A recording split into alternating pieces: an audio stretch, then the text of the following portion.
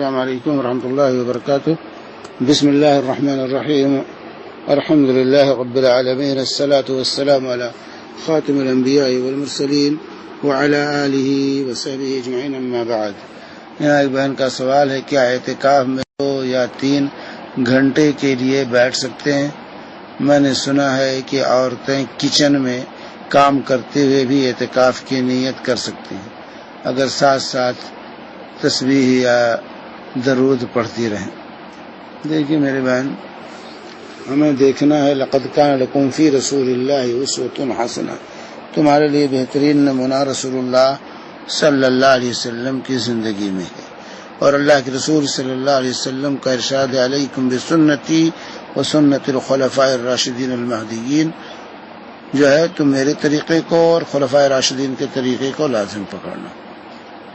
تو جو ہے یہاں پر دیکھنا ہے اللہ کے نبی صلی اللہ علیہ وسلم اعتکاف کیسے کرتے تھے، کب کرتے.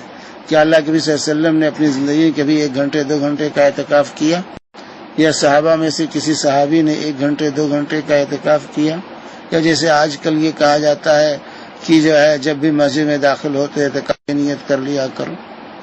کیا یہ رسول اللہ صلی اللہ علیہ وسلم اور صحابہ کرام سے ثابت ہے؟ واقعی کی چیزیں ثابت نہیں، لہذا اس کو دین بنانا، اس کو شریعت بنانا یہ اپنی طرف سے ہے.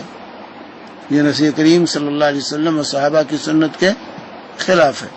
اللہ کے رسول صلی اللہ علیہ وسلم سے جو اعتکاف کا ثابت ہے وہ ہے رمضان کا اعتکاف، اور رمضان کے خاص طور سے آخری عشرے کا اعتکاف. آخری عشرے کے پورے عشرے کا اللہ کے نبی صلی اللہ علیہ وسلم اعتکاف کرتے تھے، آخری عشرے کا اعتکاف. اور اس کا بنیادی مقصد جو ہے شب قدر کی تلاش، شب قدر کی. اسی لیے پہلے اللہ کے نبی صلی اللہ علیہ وسلم نے پہلے عشرے کا اعتکاف کیا، اس میں یہ رات نہیں ملی تو پھر دوسرے عشرے میں بھی اعتکاف کیا، اس میں بھی جب رات نہیں ملی تو آپ نے آخری عشرے کا اعتکاف کیا، اور اس کے بعد جو ہے آخر تک آپ آخری عشرے ہی کا اعتکاف کرتے رہے. آخری عشرے ہی کا اعتکاف اللہ کے حبیب صلی اللہ علیہ وسلم کرتے رہے، اور 1 سال نہیں کر پائے تو آپ نے اس کی قضا شوال میں کی. بس غیر رمضان میں کبھی اللہ کے حبیب صلی اللہ علیہ وسلم اس قضا کے علاوہ کبھی اعتکاف غیر رمضان میں نہیں کیا ہے. ہمیشہ اعتکاف اللہ کے رسول صلی اللہ علیہ وسلم رمضان میں کرتے تھے، اور یہی ازواج مطہرات کا صحابہ کا بھی معمول تھا، اور بنیادی مقصد سب قدر کو تلاش کرنا تھا. لقد کان لکم فی رسول اللہ اسوۃ حسنہ، تمہارے لیے بہترین نمونہ رسول اللہ صلی اللہ علیہ وسلم کی زندگی میں. اس لیے یہ 1 گھنٹے 2 گھنٹے یہ اعتکاف خلاف سنت، یہ سنت سے ثابت نہیں ہے. سنت سے 1 گھنٹے 2 گھنٹے کا اعتکاف ثابت نہیں ہے. حضرت عمر رضی اللہ تعالی عنہ نے رسول پاک صلی اللہ علیہ وسلم سے آ کر کہ یا رسول اللہ، میں پہلے ہی سے اعتکاف حرم میں 1 رات، مسجد حرام میں 1 رات اعتکاف کرنے کی نظر مان لی تھی، اب کیا کریں؟ تو اللہ کے وسلم نے کہا کہ اپنی نظر پوری کر لو. یہ ان کے لیے خاص ان کا واقعہ ہے، اپنی نظر پوری کر لو. تو اس کے علاوہ عام حالات میں کبھی بھی اس طرح کا اعتکاف جو ہے وارد نہیں ہے. اس لیے انسان کو سنت کی اتباع کرنی چاہیے. سنت کی اتباع ہی میں خیر ہے، سنت کی اتباع میں خیر ہے. ایسا کام نہ کریں جو رسول اللہ صلی اللہ علیہ وسلم اور صحابہ سے ثابت نہ ہو. جو ہے تو یہاں پر 1 گھنٹے 2 گھنٹے کا کوئی اعتکاف نہیں ہوتا. آپ رہیے تو جو ہے مسجد میں ٹھہرنا، جس کو ٹھہرنا کہا جائے، اور پھر دوسری جہاں جائے 1 رات 1 دن رات دونوں. اصل تو سنت یہ کہ پورا عشرہ، آخری رمضان کا آخری عشرہ اعتکاف کیا جائے، یہی سنت ہے رسول اللہ صلی اللہ علیہ وسلم کی. اس سنت کو پوری کرنے کی کوشش انسان کو کرنی چاہیے. اس سنت کو پوری کرنے کی انسان کو کوشش کرنی چاہیے کہ پورا آخری عشرہ ہم اعتکاف میں گزاریں. اور دوسرا سوال جہاں تک آپ کا ہے کہ جو ہے کچن میں کام کرتے ہوئے اعتکاف، میری بہن یہ اعتکاف نہیں ہے، یہ اعتکاف کا مذاق ہے. اعتکاف مسجد میں ٹھہرنے کو کہتے ہیں، کچن میں ٹھہرنے کو نہیں. عورت تو پورے سال کچن میں رہتی ہے، گھر میں رہتی ہے. اعتکاف مسجد میں ٹھہرنے کا نام ہے، کچن میں اور گھر میں ٹھہرنے کا نام اعتکاف نہیں ہے. یہ واضح ہونا چاہیے. اس کو اعتکاف کہیں گے ہی نہیں، وہ شرعی اعتکاف نہیں ہے، وہ بدعی اعتکاف ہے. وہ بدعی اعتکاف ہے، وہ سنی اعتکاف نہیں ہے. سنی اعتکاف مسجد میں ہوگا.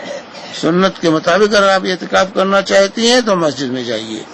گھر میں اعتکاف نہیں ہوتا. گھر کی اعتکاف یہ بدعی اعتکاف ہے، بدعت ہے. رسول اللہ صلی اللہ علیہ وسلم کے زمانے میں صحابہ قرون اولیٰ کے اندر جو ہے گھر میں اعتکاف نہیں کیا جاتا. خواتین بھی مسجد نبی میں اعتکاف کرتی تھیں.